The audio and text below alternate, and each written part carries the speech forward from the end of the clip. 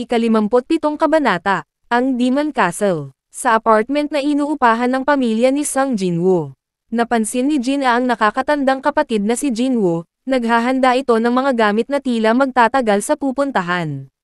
Sinabi ni Jin-a na napapadalas ang pag-alis ni Jinwoo ng mga nakaraang araw, at ngayon naman ay bigla itong bibiyahe patungo sa malayo, kung kaya may halong pagtataka sa tono ni Jin-a. Hawak ang bag, naliningon ni Jinwoo ang kapatid at sinabing mawawala siya ng 1 linggo. Tila nanunuksong tinanong ni Jin-a kung sino ang kasama nito, at kung kailan pa ito nagkaroon ng kasintahan. Nakatalikod namang sinabi ni Jinwoo, na isang kaibigan lamang ang makakasama niya, habang iniisip kung bakit laging ganoon ang inaakala ng iba sa kanya, bago tuluyan ng umalis. Samantala, nakarating na si Jinwoo sa isang gusali, kung saan makikita ang lagusan patungong Demon Castle. Pumasok na dito si Jinwoo, at tulad ng una niyang pinasok ang instant dungeon na iyon, nababalutan ang lugar ng nakakatakot at nagliliyab na mga apoy. Tumingin si Jinwoo sa paligid, at naalala ng matalo ang gatekeeper na si Cerberus, kung saan mas mataas ito ng 20 antas kumpara sa kanya, at di hamak na mas malakas at mas makapangyarihan ito sa kanya.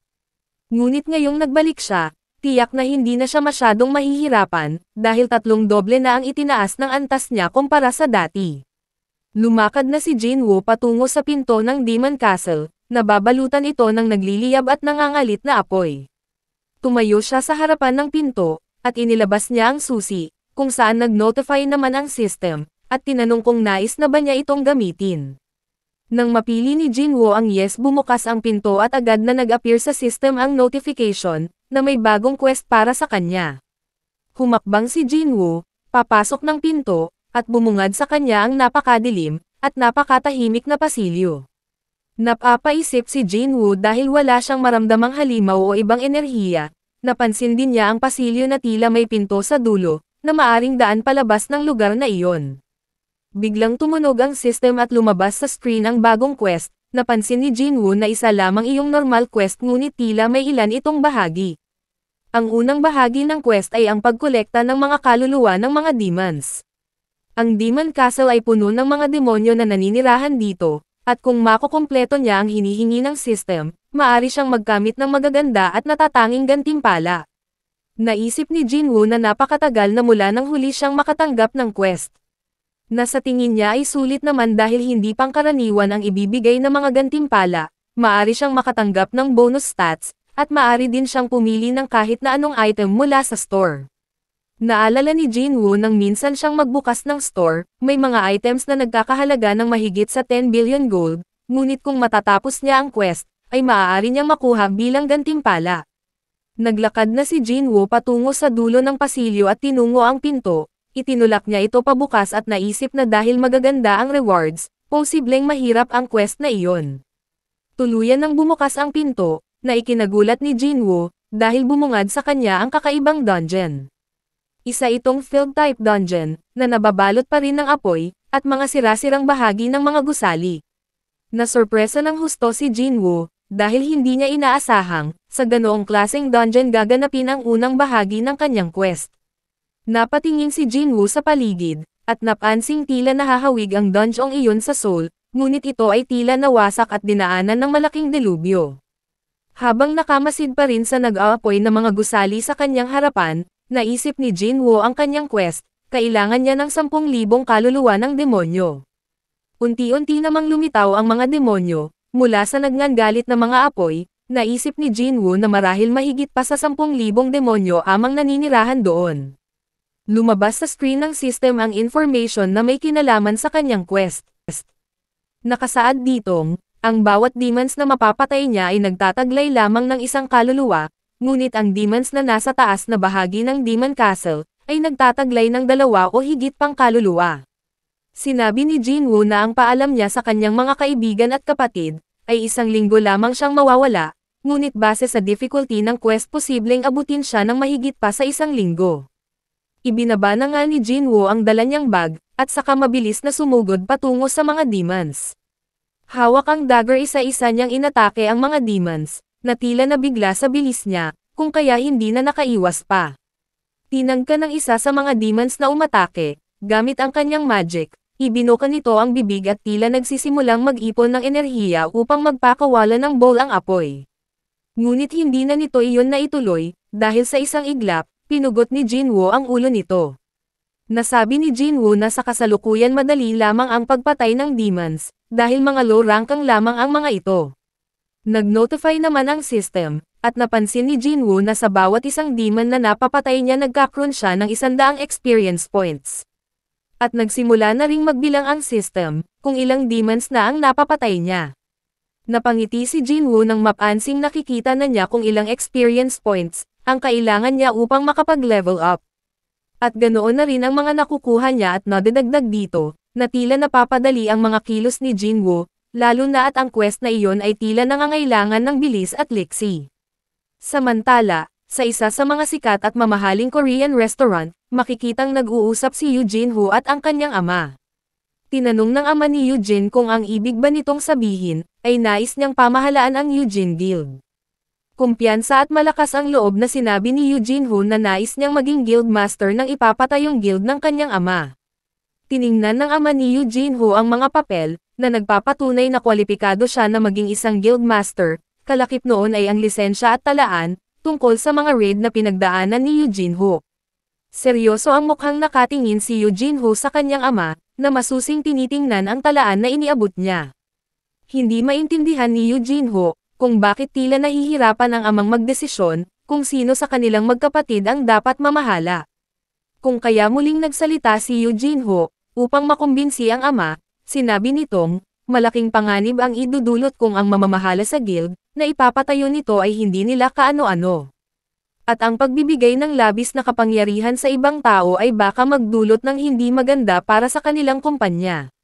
Pinatigil naman si Yoo-jinho ng kanyang ama sa pagsasalita, saka sinabi nitong may nais muna siyang ipakilala bago nito ituloy ang iba pang nais sabihin. Pinapasok na ng ama ni Yoo-jin ang taong sinasabi nito, bagamat nagtataka sumunod naman siya sa ama. Ipinakilala ng ama ni Yoo-jinho ang bagong dating, bilang Go Myung-hwan, na bumati naman kay Yoo-jinho. Pinaupo ito ng ama ni Yoo-jinho, at sinabing si Go Myung-hwan ay isang hunter, at miyembro ng White Tiger Guild, isa din ito sa mga nakaligtas sa Red Gate Incident kamakailan lamang. Nagtataka namang napaisip si Yoo-jinho, kung ano ang ginagawa nito doon. Dahil ang pagkakaalam niya hindi pinapayagang magpa-interview ang mga nakaligtas sa Red Gate Incident, sa mga reporter, kung kaya napakahirap ng mga itong makita. Sinabi ng ama ni Yoo-jinho kay Go Myung-hwan, na sabihin nito kung sino ang kasama ng mga ito sa Red Gate Incident. Tila nag-isip muna si Go Myung-hwan bago ito nagsalita, sinabi nitong may kasama silang isang babaeng hunter na tila nasa high school pa lamang, at kasama rin nila si Sung Jinwoo. Gulat na gulat naman si Yoo-jinho sa narinig, dahil hindi niya alam na kasama pala si Jinwoo sa Red Gate Incident na iyon. Napag-alaman din ni Yoo-jinho, na ang pangalan ng babaeng hunter na kasama ni Go Myung-hwan ay Han Sung-hee, naalala naman ni Yoo-jinho na isa din ito sa raid team nila ni Jinwoo. Sinabi din ni Go Myung-hwan na iniligtas sila ni Sung Jinwoo sa loob ng Red Gate kung kaya lubos silang nagpapasalamat dito. Napaisip naman si Yoo-jinho, at tuluyan ng naunawaan ang dahilan kung paano biglang naging malapit si Han Sung-hee at Sung Jinwoo. Sinabi din ni Go Myung-hwan na noong una ay talagang naguguluhan sila, nang malamang may sasama sa kanilang dalawang E-rank hunter, upang manood ng kanilang training. Hindi na pinakinggan ni Yoo-jinho ang iba pang sinasabi ni Go Myung-hwan, dahil alam niya na higit kanino man siya ang mas nakakaalam at nakakaunawa sa kakayahan ni Sung Jinwoo. Naisip ni Yoo-jinho na ngayong hindi lamang siya ang nakakaalam ng kakayahan ni Jinwoo, ang negosasyon nilang mag-ama ay maaaring malagay sa alanganin. Samantala, patuloy pa rin ang pagpapaliwanag ni Go Myung-hwan, tungkol sa nangyari. Sinabi din nito na pinagbawalan sila ng White Tiger Guild na ikalat o sabihin ang anumang impormasyon tungkol kay Sung Jinwoo. Sinabi rin nitong hindi niya maunawaan ang dahilan ng White Tiger Guild, para magdesisyon ng ganoon. Pinutol naman ng ama ni Yoo-jinho ang nais pa sanang sabihin ni Go Myung-hwan, at sinabing tama na muna ang mga impormasyong sinabi nito. Muling nagsalita ang ama ni Yoo-jinho, at sinabing naghahanap siya ng mga impormasyon, tungkol sa mga kwalipikado at mahuhusay na hunter. At nang mabalitaan ang tungkol sa Red Gate Incident, at ang posibilidad na may ibang tumulong sa mga nakaligtas, sinubukan niyang alamin ang mga detalye. Ngunit sa hindi niya inaasahan, ang taong hinahanap niya na si Sung Jinwoo, ay kasama pala sa strike squad nito. Matapos magpaliwanag ng ama ni Eugene, sinabi nitong mukhang maling araw ang napili niya para makipagnegosasyon. Nakatungo naman si Eugene habang nakikinig sa mga sinasabi ng ama, at tila nawalan ng pag-asang mapapayag ito sa plano niya. Tinanong si Eugene Ho ng ama kung tama ba ang hinala nito, na tinulungan siya ni Sung Jinwoo upang makakuha ng lisensya, sa pamamagitan ng pagkumpleto ng 20 raid. Nakatungo namang inamin ni Eugene Ho na tinulungan nga siya ni Sung Jinwoo. Malungkot at tila natalo si Eugene Ho, nakatungo ito habang nasa isip na tulad din siya ng kanyang kapatid na humingi ng tulong sa ibang hunter, kung kaya natitiyak niyang hindi siya pipiliin ng ama. Tinanong muli ng ama si Eugene Ho, kung may nais pa ba itong sabihin sa kanya. Naisip naman ni Eugene Ho, na nakarating na siya sa sitwasyon na iyon, kung kaya gagawin niya ang lahat mapapayag lang ang ama. Kung kaya muli sinabi ni Eugene Ho, na hayaan siya ng amang pamahalaan ang Eugene Guild na ipapatayo nito. Ibinaba ng ama ni Eugene Ho ang talaan, saka sinabi nitong pumapayag siya sa nais nito. Tila nagulat naman si Eugene Ho sa narinig, dahil taliwas iyon sa inaasahan niya, kung kaya tinanong niya ito kung bakit. Sinabi naman ng ama ni Eugene Ho, na katulad ng sinabi nito, masyadong mapanganib kung kukuha sila ng di kaano-ano para mamahala dito. Kung kaya naisip nitong bakit pa siya susugal sa panganib kung naruroon naman si Eugene para mamahala ng guild. Hindi pa rin makapaniwala si Eugene Hong sinabi sa amang, tinangka niya itong linlangin, ngunit pinutol na ng ama ang sasabihin pa sana nito saka nagpahayag. Na sinong tanga ang sinasabi pa ang mga pagkakamali habang nakikipagnegosasyon, saka tumayo na ito, at tinanong kung kaya ba ni Eugene Ho na mapasali sa Eugene Guild si Sung Jinwoo.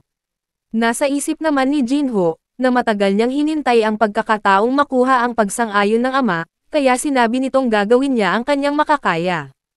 Habang naghahanda upang umalis ang ama ni Eugene Ho nasa isip nito, kailan lamang ay tinang kanyang kausapin ang dalawang S-rank hunter upang sumali at mamahala sa kanilang Eugene Guild. Si Cho Hae-in na S-rank hunter ng Hunters Guild, at si Min Byung-gyo na isang retired S-rank hunter. Si Cho Hae-in ay isa sa pinakamalakas na fighter ng South Korea, tinagurian din siyang Master Swordsman.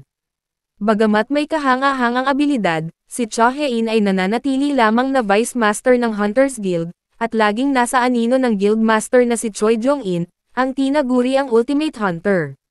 At dahil doon inialok niya dito ang posisyon na Guild Master, dahil sa malakas ang pinansyal na kakayahan ng Eugene Guild, malaki ang pag-asang tanggapin nito iyon. Habang si Min Byung-gu naman, bagamat nagretiro na matapos mabigo sa pag-raid ng Jeju Island, malakas pa rin ang pangangatawan nito at may kakayahan pa ring maging hunter. At dahil nga sa natagpo ang bangkay ng halimaw na langgam sa Japan, kung sakaling mabuo ang ika-4 na pagre-raid tiyak na mapapasali niya ito sa guild. Tumingin muli ang ama ni Jin Ho dito, saka sinabi sa isip na sino kaya ang mauuna sa kanilang dalawa. Na makakuha ng S-rank hunter sa guild, saka sinabing magiging masaya ang tanggalyan nila ng anak.